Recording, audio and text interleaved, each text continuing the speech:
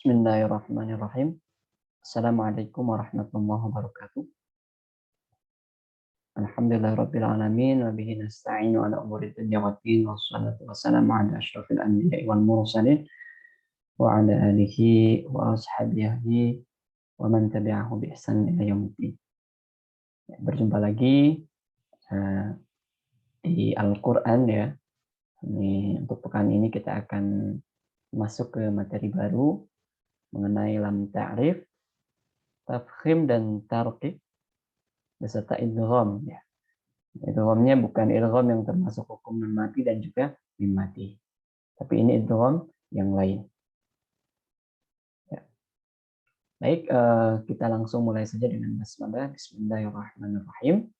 Yang pertama adalah mengenai lam ta'rif. Ya. Apa itu lam ta'rif? Ya. Jadi di dalam Al-Quran ini nanti kita akan menemukan lafaz alif lam. Kalau teman-teman yang belajar bahasa Arab, ya tahu alif lam itu maksudnya untuk apa. Atau alif lam ma'rifah, disebut juga dengan lam ta'rif. Simbolnya ya, ininya tulisannya ada alif, ada lam. Kemudian kata ya berikutnya. Ini disebut dengan lam ta'rif. Dan pelafalan dari lam ta'rif ini ada yang harus jelas dan ada yang harus lebur. Jadi ada yang harus jelas, terang, berbunyi suara lamnya, ada yang memang hilang dan dimasukkan ke dalam huruf berikutnya. Nah, untuk hukum lam ta'rif ini ada dua, ada idhar qamariyah dan ada idgham syamsiyah, atau disebut juga alif lam qamariyah atau alif lam syamsiyah. Ini istilahnya untuk qamariyah ini kan bulan, kalau syamsiyah ini matahari. Ini untuk membedakan keduanya. Nah, untuk idhar qamariyah, ya, secara definitif ini adalah ketika ada lam ta'rif atau alif lam menghadapi huruf-huruf berikut ini. Ini ada 14 huruf. Ada hamzah. Ya, saya mengatakan hamzah di sini, alif berharokat itu hamzah ya. Hamzah, kemudian ba, ghain, ha, jim, kaf, waw, kha, fa, ain, qaf, ya, kemudian mim dan juga ha. Ya. Ini kalau dikumpulkan supaya lebih mudah ini menghafalkannya, ini abli hajjaka wa khaf aqimah. Tapi di sini pakainya harusnya bukan tak marbut ya. Di sini pakainya ha dhamir. Ha. Abli hajjaka wa khaf aqimah. Ini huruf-huruf yang merupakan huruf idhar qamariyah. Jadi kalau ada alif lam bertemu dengan huruf-huruf ini maka harus dibaca dengan terang atau jelas dan tidak ditahan. Ya. Jadi harus betul-betul terang, jelas, berbunyi, ya, berbunyi. Ya, kalau ada alif lam itu kan berarti alif lamnya ini nanti berharokat sukun ya.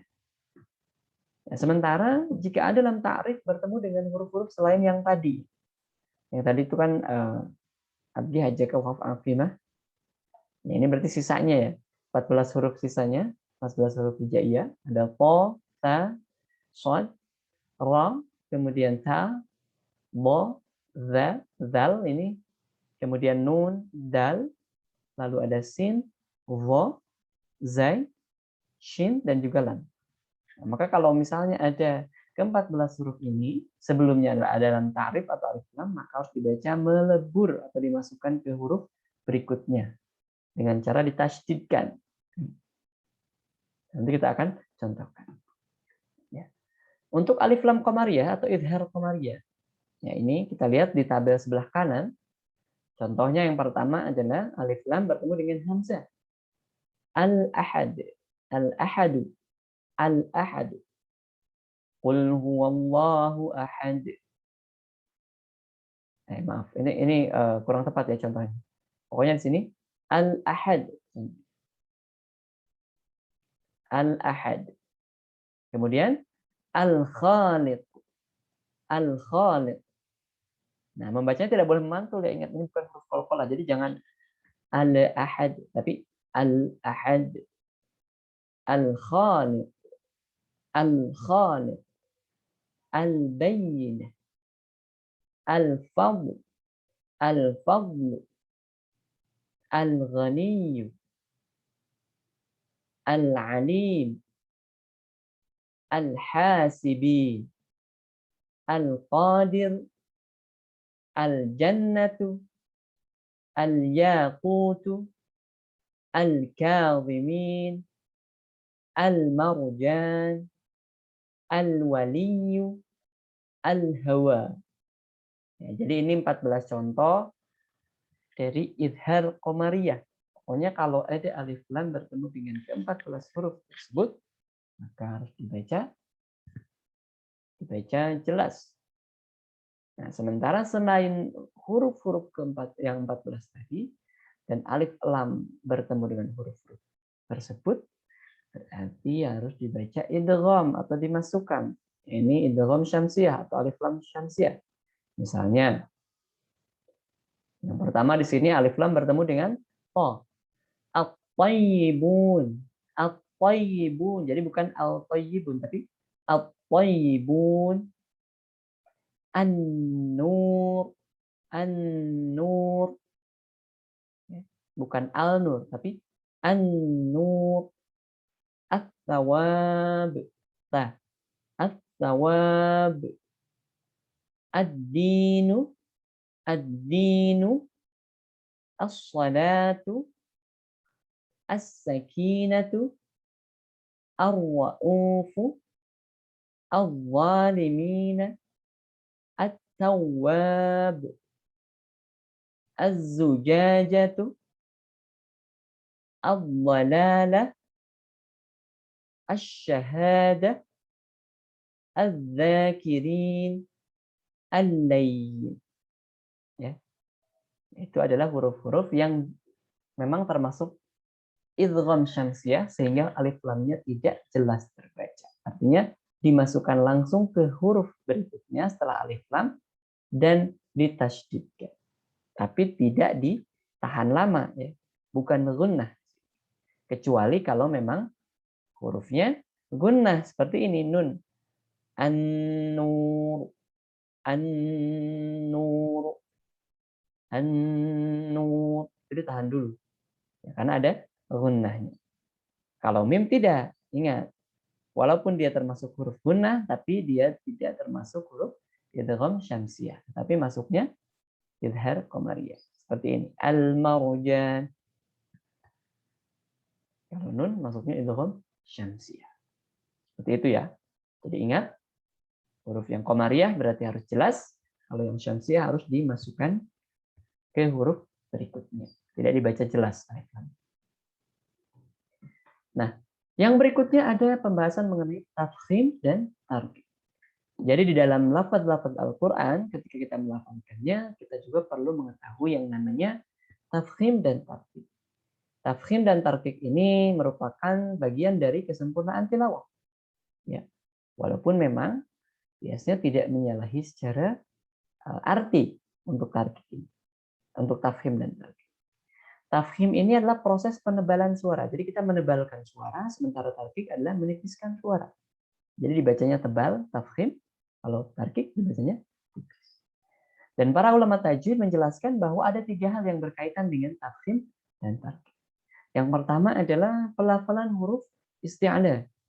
Ya, huruf isti'la, masih ingat pada sifat-sifat huruf? Yaitu huruf-huruf isti'la ada khu, sha, dal, tin, qil. Jadi ada kha, sha, sad ya, ada kha, sad, kemudian dhad, kemudian ghain, lalu ta, qaf, dan dha. Jadi pelafalan ini harus tebal, tidak tipis. Nanti untuk istilah kita akan jelaskan. Kemudian ada juga pelafalan huruf ra, lalu ada pelafalan lafaz jalalah atau lafaz Allah. Di sini berkaitannya dengan huruf lam. Nah, yang pertama ini untuk huruf isti'la kha, sha, dha, gha, ta, qaf, dan dha ini harus dibaca tafkhim atau tebal. Walaupun tingkat ketebalannya ada dua jenis. Ya, ada tafkhim yang kuat, ada tafkhim yang sedang. Ya, kapan dia harus ditafkhimkan dengan tafkhim yang kuat adalah ketika huruf-huruf isti'anah ini berharokat fathah atau dhammah.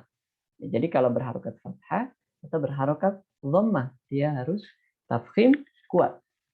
Misalnya di sini ada huruf kha pada kata khairun, khairun, khairun. Ya, disertai terangkatnya lidah ya ke atas langit-langit, kemudian juga disertai dengan penebalan huruf khairun, khairun. Jadi jelas ya. Kha, kha, khairun. Kemudian di sini ada ghummah, ghummah, ghummah, ghummah. Kemudian yang bu, bu, bu, bu, bu, yuzlamuna. Ya, atau di sini ada yang berharokat sukun, kemudian sebelumnya berharokat dhammah atau fathah. Ya, di sini contohnya yang dhammah. Yuzlamuna atau yuzlimuna, yuzlamuna, yuzlimuna. Kalau yang ini yaqu. Nah, ini qafnya juga sukun, sebelumnya fathah. Ini termasuk juga isti'anah. Jadi pokoknya ada, ini saya lupa ini tidak tidak mencantumkannya. Jadi ketika ada huruf isti'la berharokat fathah dan dhammah atau huruf isti'la berharokat sukun, kemudian sebelumnya adalah huruf berharokat fathah atau dhammah. Ya, seperti itu.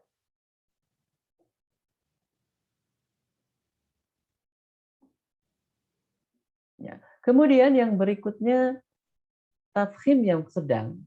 Penebalan yang sedang itu dilakukan ketika huruf-huruf isti'la ini berharokat kasrah. Misalnya di sini ada atau sukun tapi sebelumnya berharokat kasrah. Misalnya ada kata di sini tinin, tinin. Ya, jadi tidak bisa terlalu tebal. Tinin, tinin, tinin. Jadi tidak perlu sampai tinin, tinin. Ini karena dia tafkhimnya sedang-sedang saja. Tinin, tinin. Atau mungkin huruf kha di sini sebelumnya ada huruf berharokat kasrah. Sikhriya, sikhriya. Tidak perlu tebal yang kuat. Nah, selain huruf-huruf isti'ala ini, selain kha, sha, ba, gha, ta, qaf, dan bad, dan dha maksud saya, ya ini atau huruf-huruf istifal, maka dibacanya harus tarik, tidak disertai penebalan. Kecuali huruf lam dan ra. Nah, huruf lam dan ra nanti ada hukumnya sendiri. Ya.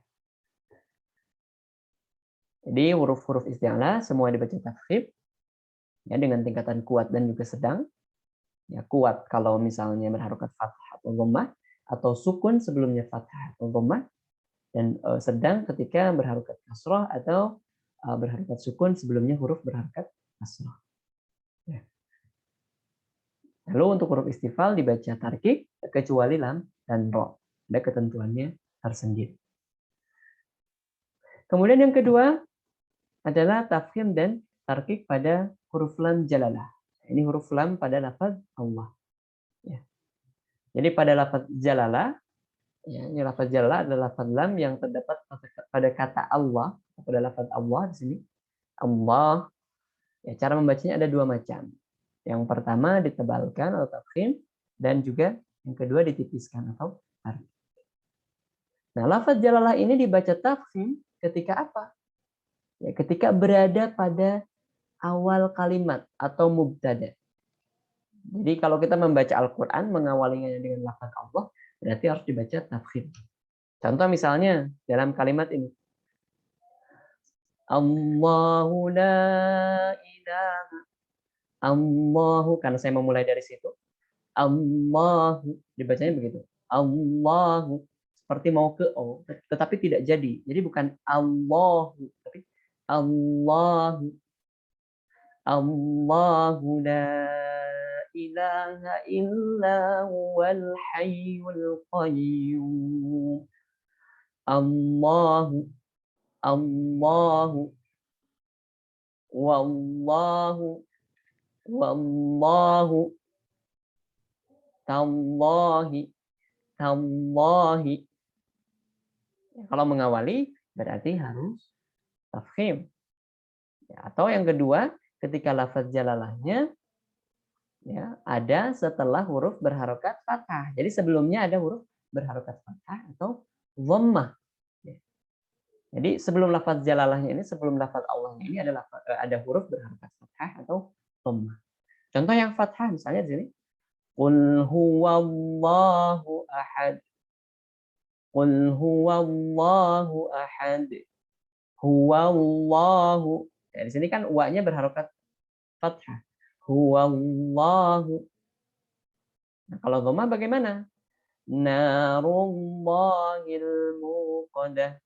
Narullahi. Narullahi.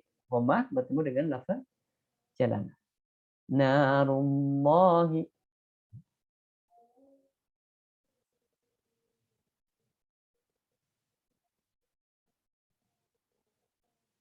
Ya, kemudian contohnya apa lagi?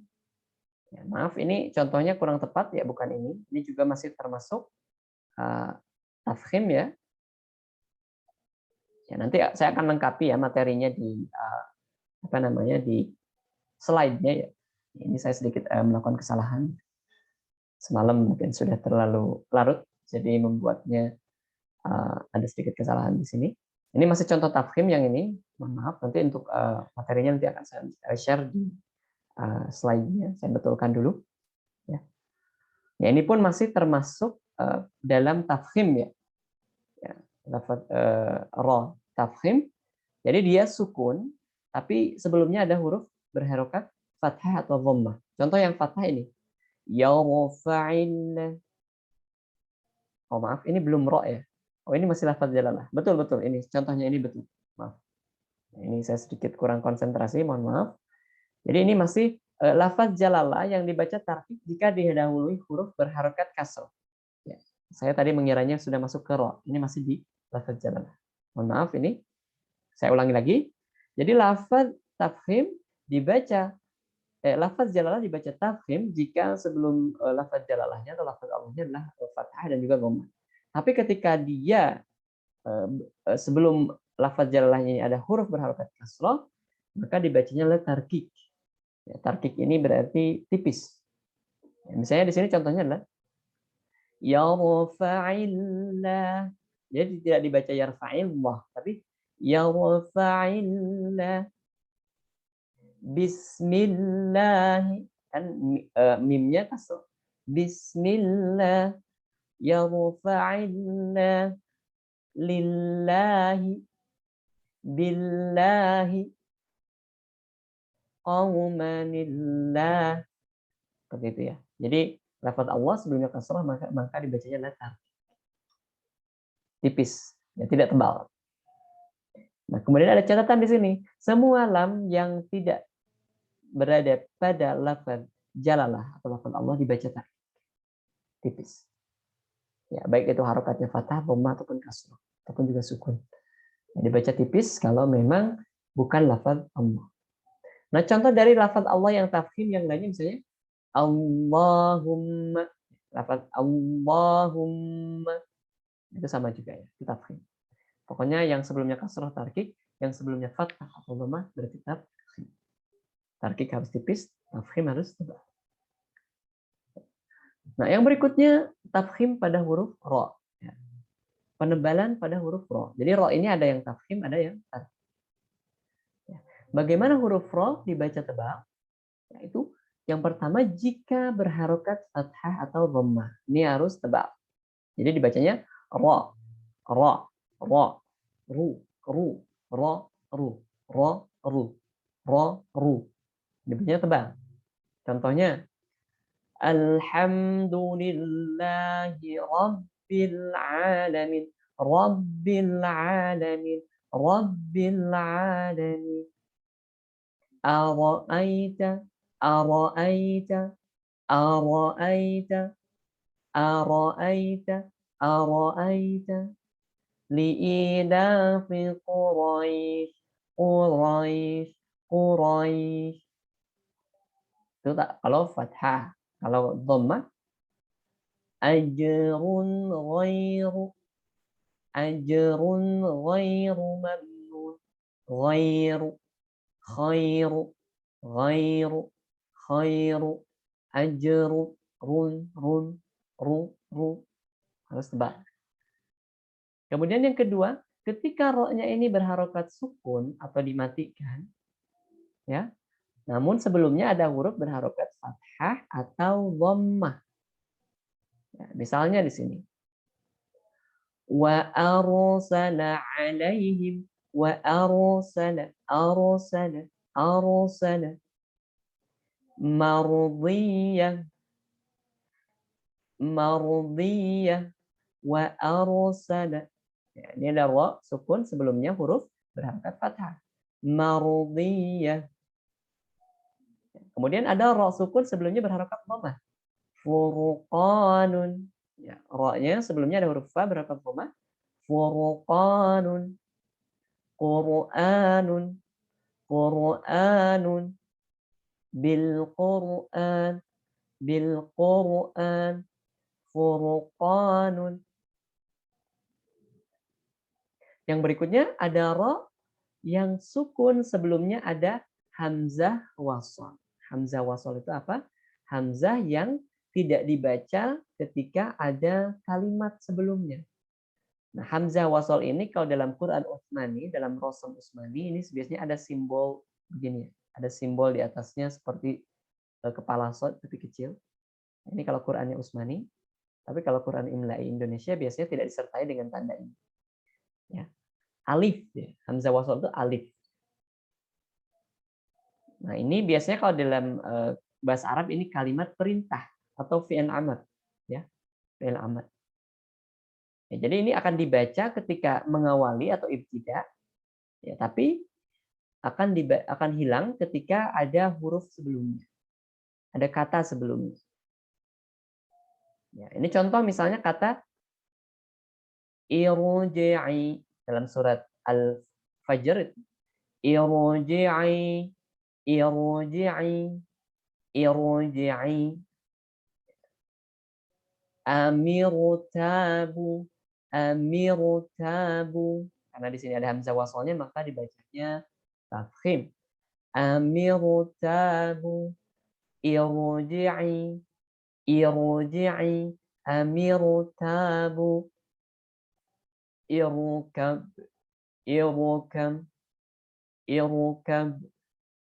Pokoknya ada hamzah wasalnya. Kemudian bertemu dengan ra, maka dibaca tafkhim. Nah, kemudian yang berikutnya, jika ada ro sukun juga sebelumnya huruf berharokat kasroh. Tadi kan fathah dhammah. Sebelumnya kasroh dan setelah ro sukun itu ada huruf-huruf isti'la yang tadi ya, khusadul tinqil, ya. Ada huruf-huruf isti'la maka dan huruf isti'lanya ini berharokat fathah atau dhammah. Ini agak jelimet. Jadi saya ulangi lagi, ada ro sukun. Sebelum huruf ro sukun ini huruf berharokat kasrah, tetapi setelah ro sukunnya ini adalah huruf isti'la yang berharokat fathah atau dhammah. Contoh misalnya kata qirtas, qirtasun, qirtasun. Nah, jadi ini harus dibaca tafkhim walaupun sebelumnya ada berharokat kasrah. Qirtasun, mirsadun, inna rabbaka labil mirsad. Mirsad. Mirsad. Jadi ro-nya tebal. Atau contohnya kata firqatun. Firqatun. Ya, ini dilihat setelah huruf ro-nya huruf-huruf isti'alah semua. Ini ada o, kemudian so. Lalu di sini adalah qaf. Contoh lainnya di sini sod lagi irsadan. Irsadan. Sebelumnya berharokat kasrah, sebelum ro-nya, dan setelah ro-nya huruf isti'la berharokat fathah atau dhammah. ya. Qirtas, mirsad, firqah, irsada, seperti itu ya. Lalu dibaca tafkhim kapan lagi?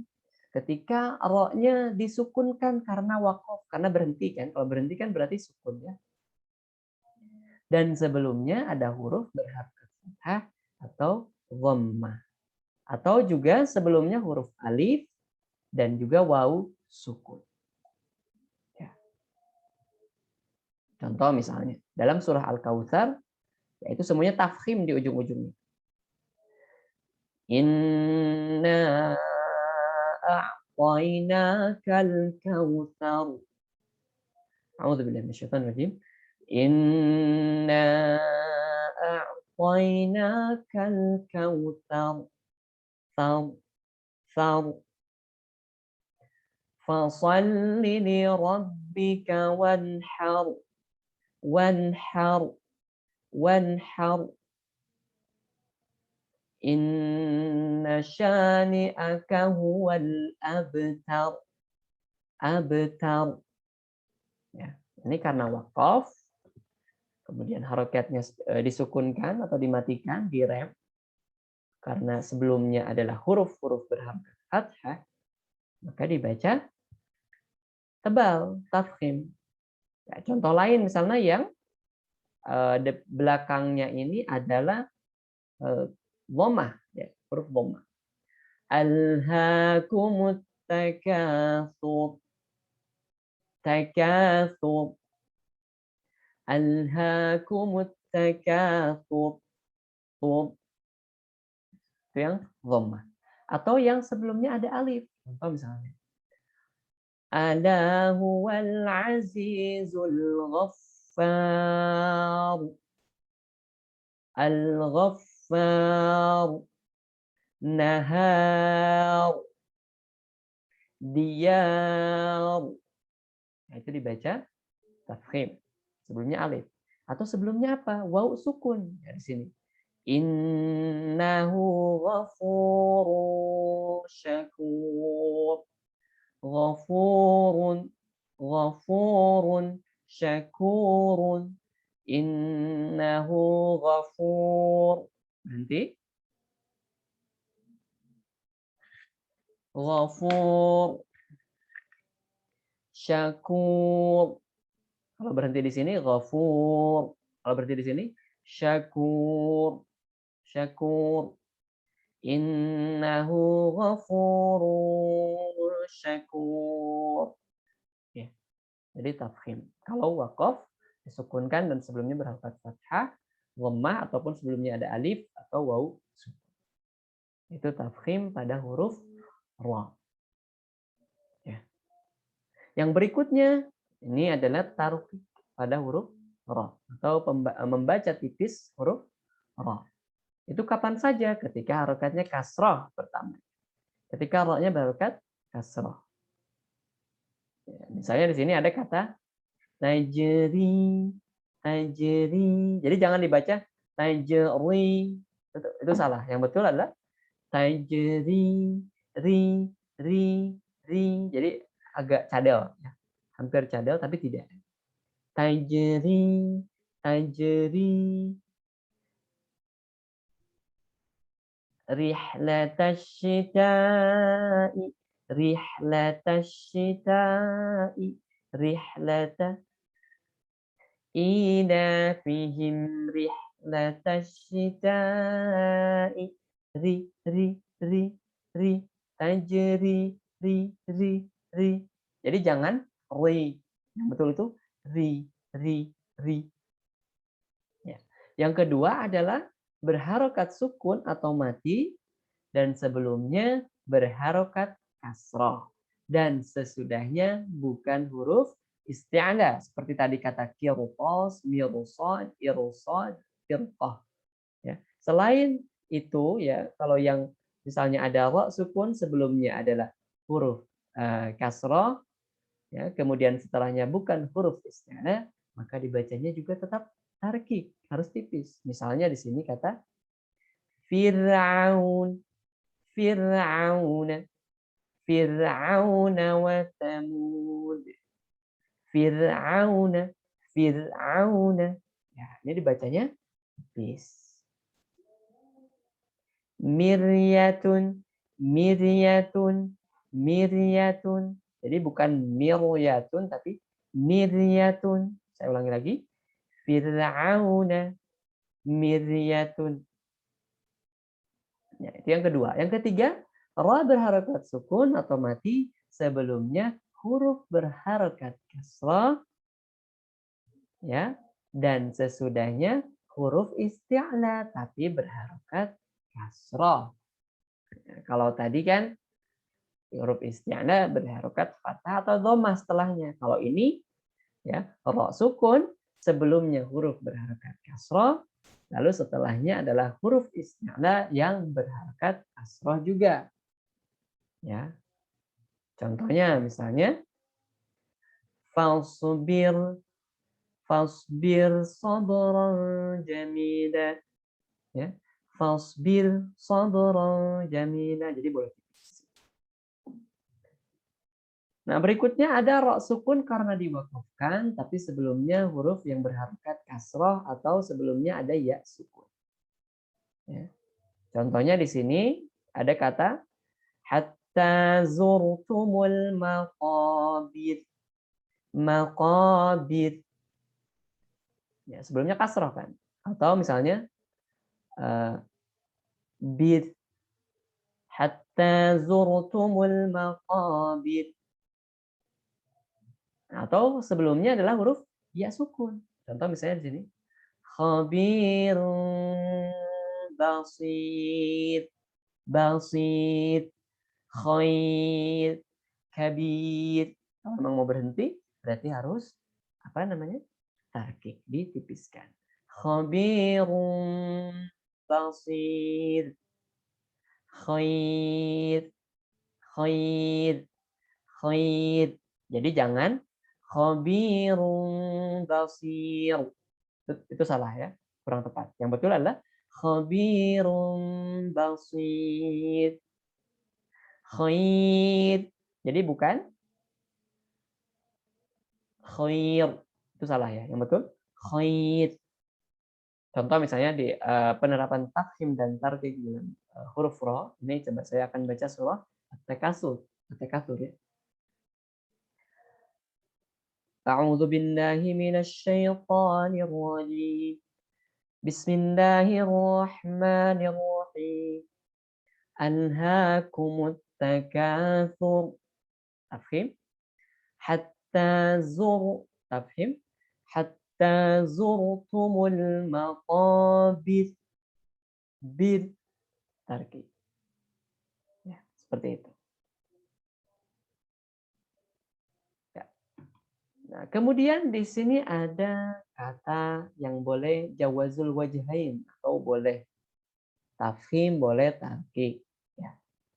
Boleh tafhim, boleh tarkik itu adalah jadi boleh tebal, boleh tipis itu ketika ada ra sukun sebelumnya berharokat kasrah, kemudian setelahnya huruf isti'la yang berharokat kasrah. Jadi tadi sudah masuk ke tarkik, tapi ternyata boleh tafhim juga.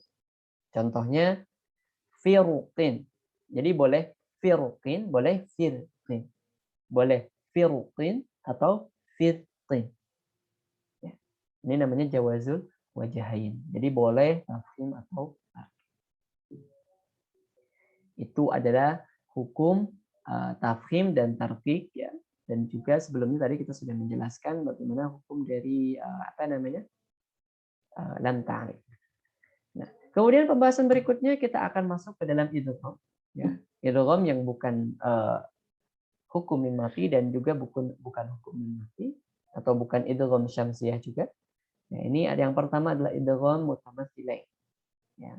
Idgham artinya melebur atau memasukkan, mutamatsilain artinya dua semisal. Nah, ini maksudnya apa? Jadi ketika ada pertemuan antara dua huruf yang sama, ya, huruf pertama berharokat sukun dan huruf berikutnya berharokat fathah, kasrah atau dhammah. Jadi ada dua huruf ya saling bertemu dan hurufnya sama. Nah, ini disebut dengan idgham mutamatsilain. Termasuk idgham mimi pada izhar syafawi. Atau idgham mithlain pada izhar, maaf, bukan izhar syafawi, maksud saya pada idgham mimi. Termasuk idgham pada idgham mimi. Mim mati bertemu mim yang berharokat pada idgham mimi itu sama masuk menjadi idgham mutamatsilain. Bukan izhar syafawi, tadi saya salah. Dalam hukum mim mati maksud saya. Jadi kalau ada mim mati bertemu mim berharokat, itu berarti idgham mimi ataupun idgham mutamatsilain. Nah, tapi ini untuk idgham mutamatsilain ini berlaku juga untuk huruf-huruf yang lain. Misal di sini ada huruf ta sukun ini bertemu dengan ta. Fama rabihat tijaratuhum. Rabihat tijaratuhum. Ya, jadi langsung dimasukkan saja ke huruf ta yang berikutnya. Biasanya dibantu dengan dibubuhkan tanda tasydid di sini. Fama rabihat tijaratuhum. Jadi ada tasydidnya jadi. Contoh lain, yudrikum, yudrikum, yudrikum. Ya, ada k di sini, k yang sukun bertemu dengan k yang berharuf. Yudrikum, yudrikumul maut. Jadi agak ditahan sedikit, tapi tidak lama ya ditahannya, bukan gunnah. Contoh lain ini ada lam sukun bertemu dengan lam. Balla tukrimunal yatim. Balla, balla. Jadi seperti ditasydidkan ya berarti. Contoh lain di sini ada idrib bi'asaka. Nah, di sini huruf ba ini kan qalqalah ya.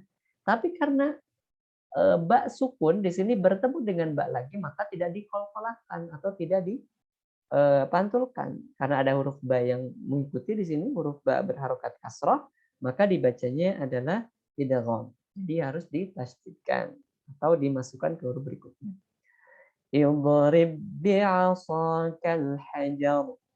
Idrib bi'asaka. Idrib bi'asaka. Jadi tidak lagi dikolkolahkan. Bukan idrib bi'asaka, tapi idrib bi'asaka. Contoh lain, wa qad dakhalu. Nah, ini juga tidak dikolkolahkan dalnya. Tidak wa qad dakhalu, tapi wa qad dakhalu. Wa qad dakhalu. Ini disebut dengan idgham mutamatsilain. Nah, yang berikutnya adalah idgham mutajanis. Idgham melebur atau masuk, mutajanisain adalah dua jenis. Jadi, definisinya adalah ketika ada dua huruf yang sama makhrajnya, tempat keluarnya, tetapi berlainan sifatnya. Nah, makanya ini pentingnya mempelajari sifat huruf dan makharijul huruf. Jadi, sama makhrajnya dan juga berlainan sifatnya. Ya, misalnya di sini saya punya huruf yang sama makhrajnya ini ada 3 nih, misalnya ada to, dal, dan ta. Tapi dia memiliki sifat yang berlainan. Nah, ketika keduanya bertemu, yang satu berharokat sukun, yang satu berharokat fathah, dhammah atau kasrah, maka itu harus diidghamkan atau dimasukkan atau dibaca huruf berikutnya. Ya. Nah, kemudian ada juga misalnya wa, ba, dan ta. Atau ba dengan ma. Ya. Kita coba misalnya. Nah, ini huruf yang pertama misalnya ada huruf dal dan ta. Huruf dalnya ini sukun, kemudian bertemu dengan huruf ta berharokat fathah. Ya. Maka ini harus diidghamkan. Huruf dalnya tidak dikolkolahkan, tapi dimasukkan ke huruf ta. Contohnya, qad tabayyana, qad tabayyana, qad tabayyana. Jadi bukan qad tabayyana, tapi qad tabayyana. Dimasukkan ke huruf ta. Contoh lain misalnya yang huruf dal itu dalam surat Al-Kafirun, abadtum. Jadi bukan abadatum tapi abadtum. Wala ana abidum ma abadtum. Abadtum. Ya. Bukan abadatum tapi abadtum. Contoh lain huruf ta bertemu dengan dal. Nah, ini sebaliknya. Tak sukun bertemu dengan dal.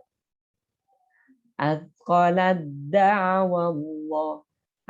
asqalat da'wa. Jadi bukan asqalat da'wa, tapi asqalat da'wa. Asqalat da'wa. Asqalat da'wa Allah. Yang dibaca huruf dal. Yang berikutnya ada huruf zal. Ini bertemu dengan dha. Ya. Zal sukun bertemu dengan dha. Idzalamtum. Jadi dibaca huruf dha-nya saja. Idzalamtum.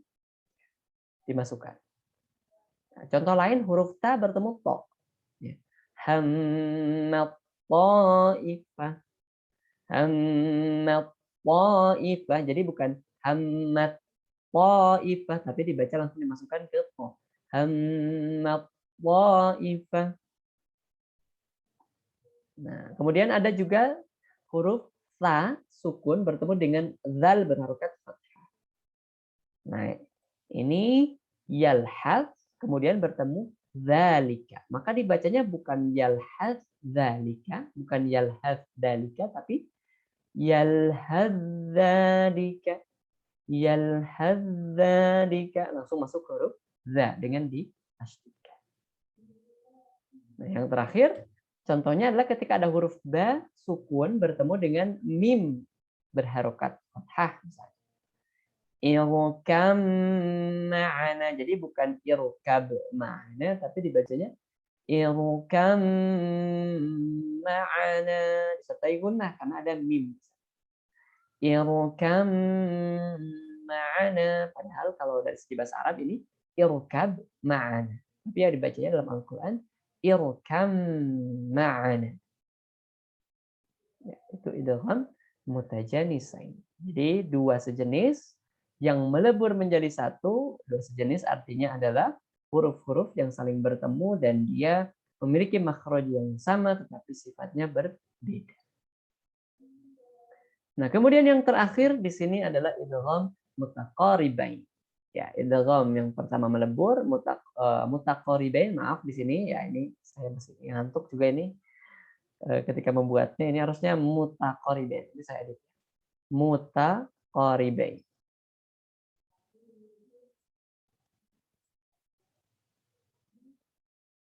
Idgham mutaqaribain, mutaqaribain artinya dua berdekatan. Maksudnya apa di sini? Jadi ketika ada pertemuan antara dua huruf yang makhraj dan sifatnya hampir sama. Ya, tapi sebelumnya makhrajnya agak berbeda. Contohnya qaf dan kaf, kemudian lam dan ra. Ya, makhrajnya hampir sama dan sifatnya hampir sama juga. Ya. Kayak disebut dua berdekatan. Maka cara membacanya adalah dilebur ke huruf kedua. Contoh misalnya di sini ada huruf qaf dengan kaf bertemu. Ya, qaf ini kan dari lisan, tetapi yang qaf ini disertai isti'la. Kalau kaf tidak. Ya. Ini qafnya sukun, kemudian kafnya berharokat dhamma. Dalam surah Al-Mursalat ini juz 9 ya. Alam nakhluqukum. Nakhluqukum. Jadi tidak alam nakhluqukum, tidak seperti itu karena qaf kan qalqalah. Tapi dibacanya tidak diqalqalahkan karena bertemu dengan huruf. Alam nakhluqukum. Alam nakhluqukum. Itu yang pertama. Kemudian contoh yang kedua ada lam sukun bertemu dengan ra berharokat fathah. Nah, ini qul kemudian rabbi. Ya, tidak dibaca waqul rabbi, tapi dibacanya waqur rabbi. Waqur rabbi langsung masuk ke huruf ra. Waqur rabbi. Alam nakhluqukum. Waqur rabbi. Waqur rabbi. Itu idgham mutaqaribain. Jadi kesimpulannya hari ini kita sudah membahas mengenai lam ta'rif atau alif lam yang terdiri dari idhar syamsiyah, idhar qamariyah dan idgham syamsiyah. Kemudian ada tafkhim dan tarqiq pada huruf ra, pada huruf isti'la, kemudian pada huruf lam, lafaz jalalah. Lalu kita juga sudah membahas mengenai idgham mutamathilain, idgham mutajanisain dan idgham mutaqaribain. Ini untuk pertemuan ini saya cukupkan sekian. Terima kasih atas atensi, atas partisipasinya. Mohon maaf jika banyak kesalahan. Nanti untuk kesalahan-kesalahan yang tadi dalam penulisan, insya Allah akan saya revisi di slide yang saya akan share nanti. Ya, jazakumullah ahsanal jaza, jazakumullah khairan katsira. Saya tutup billahi taufik wal hidayah wa ridha wal inayah.